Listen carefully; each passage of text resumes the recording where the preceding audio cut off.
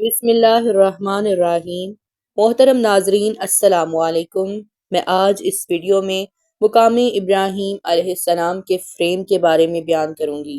ناظرین، ویڈیو میں آگے بڑھنے سے پہلے اگر آپ نے ابھی تک اس چینل کو سبسکرائب نہیں کیا یا آپ اس چینل پر نئے ہیں تو ہمارے چینل اسلامک ٹاکس کو سبسکرائب کریں تاکہ آنے والی تمام ویڈیوز آپ تک پہنچ سکیں۔ ناظرین، سب سے پہلے مقام ابراہیم علیہ السلام کو امیر المؤمنین محمد الہادی العباسی نے سونے سے مڑوایا۔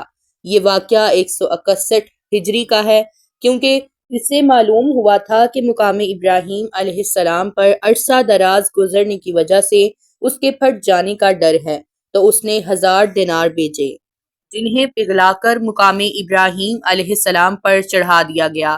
پھر 179 ہجری میں ہارون الرشید نے دیکھا سونے کا فریم ڈھیلا پڑ گیا ہے، تو اس نے اس کی اصلاح کا حکم دیا۔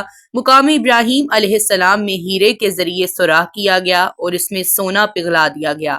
پھر امیر المؤمنین جعفر المتوکل نے اس سونے پر اچھا عمدہ سونا چڑھوایا اور خوب مضبوط کر دیا۔ یہ واقعہ 236 ہجری کا ہے۔ بیت اللہ کے خادموں نے مکہ کے گورنر علی بن الحسن عباسی سے ذکر کیا کہ مقام ابراہیم کے تلف ہو جانے کا خطرہ ہے، تو اس نے 2 فریم بنوائے، ایک سونے کا اور ایک چاندی کا۔ یہ واقعہ محرم 256 ہجری کا ہے۔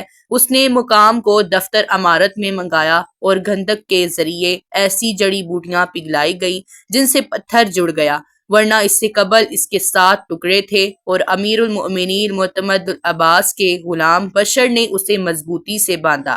پھر اس پر دونوں توق چڑھائے گئے اور اپنے مقام پر رکھ دیا گیا۔ یہ واقعہ پیر کے دن 8 ربیع الاول 256 میں ہوا۔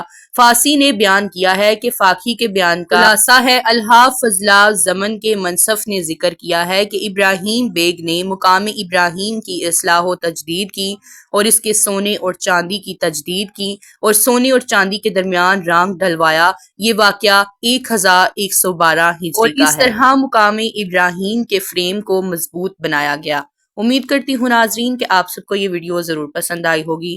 ویڈیو پسند آئی ہو تو ویڈیو کو لائک کریں، شیئر کریں اور چینل کو سبسکرائب کریں۔ اللہ حافظ۔